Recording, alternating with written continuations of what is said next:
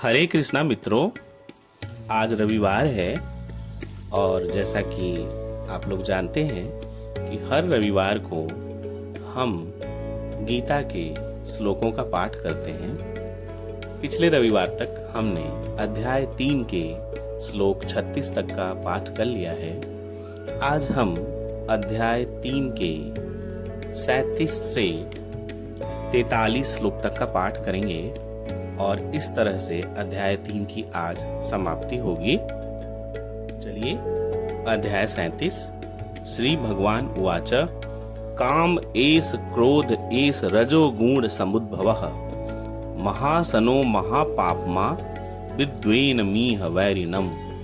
श्री भगवान ने कहा, हे अर्जुन, इसका कारण रजोगुण के संपर्क से उत्पन्न काम है, जो बाद में क्रोध का रूप धारण करता है और जो इस संसार का सर्वभक्षी पापी शत्रु है। मित्रों, इससे पहले 36 श्लोक में हमने ये बताया था कि अर्जुन कृष्ण से पूछते हैं कि हे कृष्णवंशी, मनुष्य न चाहते हुए भी पाप कर्मों के लिए प्रेरित क्यों होता है?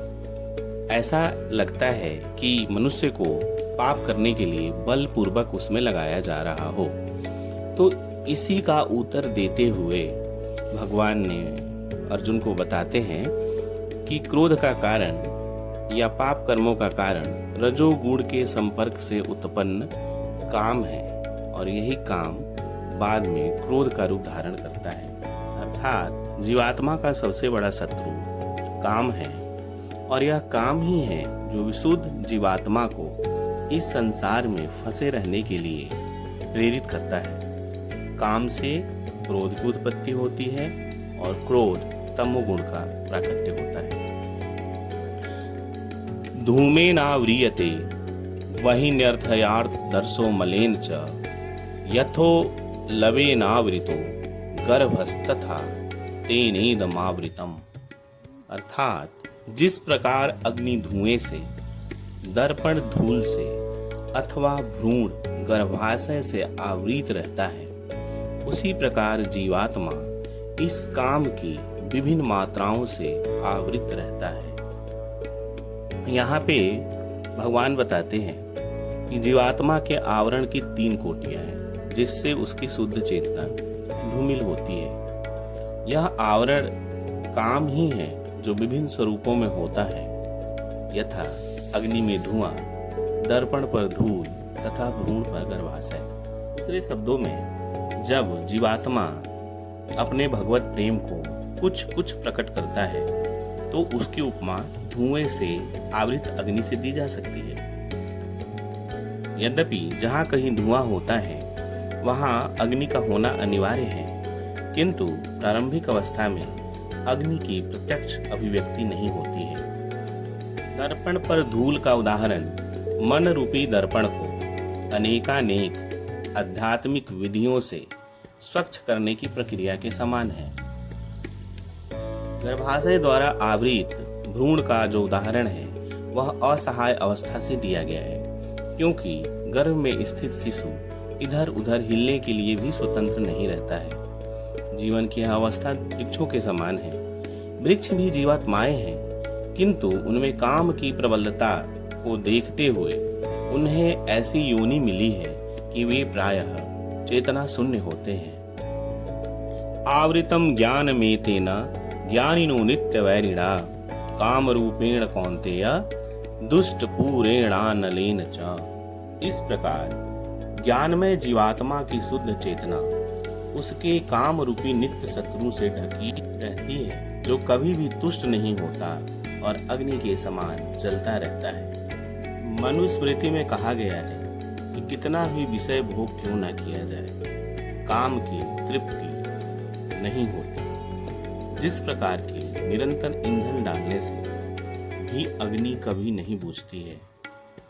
अतः भौतिक जगत में समस्त कार्यकलापों का केंद्र बिंदु काम सुख है। इंद्रियाणि मनो बुद्धिरस्याधिष्ठानमुच्यते ऐते वीह मोहयत्येषा ज्ञानमावृत्य देहिनम्। इंद्रिया, मन तथा बुद्धि इस काम की निवास स्थान है। इनके द्वारा यह काम जीवात्मा के वास्तविक ज्ञान को ढककर उसे मोहित कर लेता है। तस्मात्त्वमिन्द्रियाणायदौ नियम्य भरत सर्व पापमानं प्रजहि ह्योन्यम ज्ञान विज्ञान नाशनम। इसलिए हे भरतवंशियों में श्रेष्ठ अर्जुन, प्रारंभ में ही इंद्रियों को वश में करके इस पाप के महान प्रतीक अर्थात काम का दमन करो और ज्ञान तथा आत्म साक्षात्कार की इस विनाशकर्ता का वध करो। इंद्रियाणि परन्याहु इंद्रिभ्यः परम मनः मनसस्तु परा बुद्धयो बुद्धेः परतस्तु सः। कर्मेंद्रियां जड़ पदार्थ की अपेक्षा श्रेष्ठ है। मन इंद्रियों से बढ़कर है। बुद्धि मन से भी उच्च है और वह अर्थात आत्मा बुद्धि से भी बढ़कर है। तात्पर्य यह है कि इंद्रियां काम के कार्यकलापों के विभिन्न द्वार हैं। काम का निवास वैसे तो शरीर में है, किंतु उसे इंद्रिय रूपी झरोखे प्राप्त है। इसलिए कुल मिलाकर इंद्रियां शरीर से श्रेष्ठ है। लेकिन मनुष्य का मन हमेशा सक्रिय रहता है। शरीर के मौन रहने तथा स्थिर रहने पर भी मन कार्य करता है। जैसा कि स्वप्न के समय मन कार्यशील रहता है, किंतु मन पे काबू पाने के लिए बुद्धि की संकल्प शक्ति की आवश्यकता होती है और बुद्धि के भी ऊपर स्वयं आत्मा है। आत्मा यदि प्रत्यक्ष रूप में परमात्मा में रत रहे तो अन्य सारे उसके अधीनस्थ हो जाते हैं, जैसे कि बुद्धि, मन तथा इंद्रियां सब आत्मा के अधीनस्थ हो जाते हैं और इस तरह से उन पे नियंत्रण प्राप्त हो जाता है। एवं बुद्धे परम बुद्धवा संस्तभ्या आत्ममात्मना जहि शत्रु महाबाहो कामरूपम दुरासदम। इस प्रकार हे महाबाहु अर्जुन, अपने आप को भौतिक इंद्रियां, मन तथा बुद्धि से परे जानकर और मन को सावधान आध्यात्मिक बुद्धि में स्थिर करके आध्यात्मिक शक्ति द्वारा इस काम रूपी दुर्जेय शत्रु को जीतो। मित्रों, इस तरह से आज भगवद गीता का तृतीय अध्याय समाप्त होता है। यह भगवद गीता का तृतीय अध्याय मनुष्य को निर्देश देता है कि वह निर्विशेष शून्यवाद को चरम लक्ष्य न मानकर अपने आप को भगवान की सेवा में प्रवृत्त रखते हुए कर्म करें। यही इस पाठ का सारांश है। आज के लिए इतना ही। अगले रविवार को चौथे अध्याय की शुरुआत के साथ हम आपसे फिर मिलेंगे।